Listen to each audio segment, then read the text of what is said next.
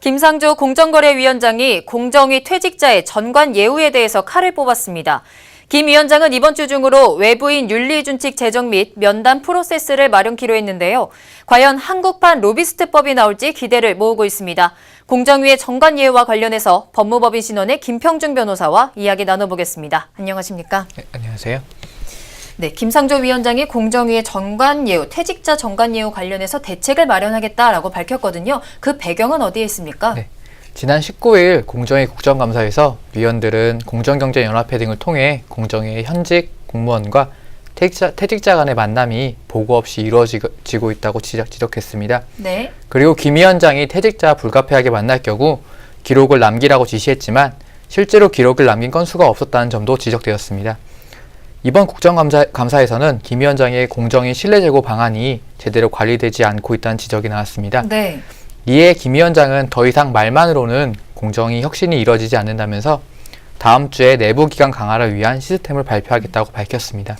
말씀하신 것처럼 이미 지난 9월에 공정위 신뢰제고 방안이 발표가 됐었거든요. 그게 계속해서 잘 이루어지지 않고 있다는 건데 이 방안의 구체적인 내용은 어떤 것들이 있나요? 네, 김 위원장이 지난 9월 말 공정위의 퇴직자 전관 예우를 근절하기 위해 내놓은 방안이었는데요. 네. 앞서 말씀드린 것처럼 공정위 공무원이 사건과 관련해서 퇴직 완료 등 직무 관련자와 사적으로 만나는 것을 원칙적으로 금지하고 부득이한 사유로 만날 경우에는 사전 또는 사후에 서면으로 보고하는 것을 의무화해야 한다는 내용이고요. 네. 이를 위반한 경우 중징계나 인사조치 등의 제재를 하고 의견 청취 절차 이외에 위원, 피조사 업체의 개별 면담도 금지한다는 것이었습니다. 네, 실제로 노대래 전 공정거래위원장이 로펌으로 재취업을 하면서 퀄컴 소송에 부당한 영향력을 행사할 수도 있다라는 우려도 제기됐었잖아요. 네, 공정위에서 퇴직 공무원을 채용한 대형 로펌이 현재 공정위 공무원으로부터 내부 정보를 제공받거나 공정위로부터 가진금을 감액받는 경우가 종종 발생하면서 공정위의 전관예우가 계속해서 문제되고 있는데요. 네. 이에 이번 국정감사에서 로펌으로 재취업한 노대래 전 공정거래위원장이 퀄컴 소송에서 부당한 영향력을 행사할 우려가 있다는 점이 지적되었습니다. 네.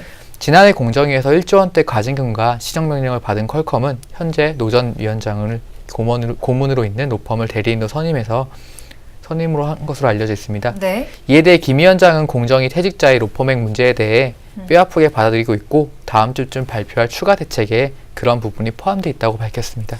네, 그렇다면 이 발표할 추가 대책에 어떤 것들이 포함될지가 좀 궁금해지는데 이런 퇴직자의 영향력을 제한하기 위해서 어떤 시스템이 좀 필요할까요? 네, 퇴직자의 만남을 전면적으로 금지하는 것이 현실적으로 어려운 상황에서 퇴직자의 영향력을 제한하는 것은 쉽지 않은 문제인데요. 네. 김 위원장은 퇴직자의 영향력을 제한하기 위해 퇴직자와의 사전, 사후 접촉을 스크린하는 시스템을 만들고 이를 위배한 직원은 조직기강 차원에서 엄정하게 조치하겠다고 말했습니다.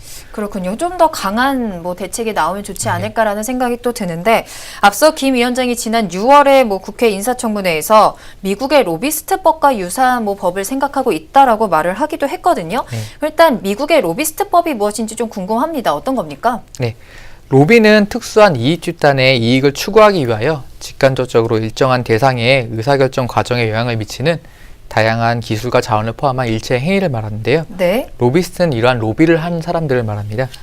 미국은 선출직 의원이나 공무원에 대한 로비가 심해지자 1946년 연방로비 규제법을 시작으로 1995년 로비공개법을 그리고 2007년 로비윤리법을 제정하여 불법 로비를 막으려고 해왔습니다. 네. 미국의 로비스트법에 의하면 로비스트는 로비스트 활동을 위해 사무국에 등록을 하여야 하고 활동 내용을 보고해야 합니다. 네. 또한 로비스트는 일정 기간마다 제공한 선물이나 혜택을 공개하여야 하고 $20 초과한 선물은 사무국에 보고하여야 하며 연간 일정액을 초과하는 선물을 할 수 없습니다. 네. 미국의 로비스트법은 로비스트가 보고 의무를 해태한 경우 로비스트에게 $100,000의 벌금을 부과할 수 있도록 하고 로비스트가 형사 범죄를 저지른 경우 10년 이하의 징역과 $200,000의 벌금을 병가할 수 있도록 하며 그 로비스트의 위법행위에 대하여 엄격한 처벌을 하도록 규정하고 있습니다. 한마디로 이미 로비스트로 등록된 사람들만 접촉을 할 수 있다. 사후 보고를 또 해야 된다라는 내용인 거군요. 네. 현재 지금 계속해서 로비스트법이 한국판으로 나올 것이냐 계속 이런 얘기가 나오고 있는데 이 미국의 로비스트법이 좀 한국에 좀 실정에 맞게 뿌리를 내리려면 어떤 것들이 필요할까요? 그 미국과 우리나라는 로비에 대한 인식이 다르고 로비 양상도 다릅니다. 미국은 시민들이 국가의 정책에 시민들의 다양한 목소리를 내기 위한 하나의 수단으로 로비를 사용하고 네. 로비스트들 역시 대기업 권력자뿐만 아니라 시민들을 대변하는 역할도 합니다. 네. 그런데 우리나라의 로비는 대부분 학연, 지연 등을 바탕으로 그렇죠. 불법적인 청탁을 위해 이루어지고 있습니다. 부정적인 인식이 굉장히 강하죠. 예. 또한 우리나라의 경우 정관예우, 채용비리 등 사회의 공정성에 대한 의문이 제기되고 있는 상황인데요.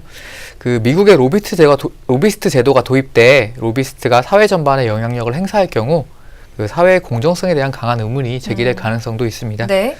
때문에 개인적으로는 미국의 로비스트법을 우리나라에 바로 적용하는 것은 바람직하지 않다고 생각됩니다. 네. 개인적으로 미국의 로비스트법을 한국 실정에 맞게 뿌리내리려면 먼저 한국 정관예우 등 불법적인 로비를 막기 위해 미국의 로비스트법에 규정된 로비스트에 대한 규제만을 먼저 적용시키는 것이 필요하다고 생각합니다. 네. 그리고 사회에 만연해 있는 학연, 지연, 정관 등을 바탕으로 한 불법적인 청탁을 방지해 로비에 대한 인식을 개선하고 나중에 로비에 대한 사회적 인식과 로비를 통한 시민들의 청원권이 확보되는 시기가 도래하면 미국과 같이 로비를 인정하는 것이죠. 전국적으로는 로비에 대한 규제보다는 투명성을 제고하는 방향으로 로비스트 제도를 확립해 가는 것이 바람직하다고 생각합니다. 네, 오늘 말씀 감사합니다. 지금까지 김평중 변호사와 공정위의 정관예우와 관련해서 이야기 나눠봤습니다.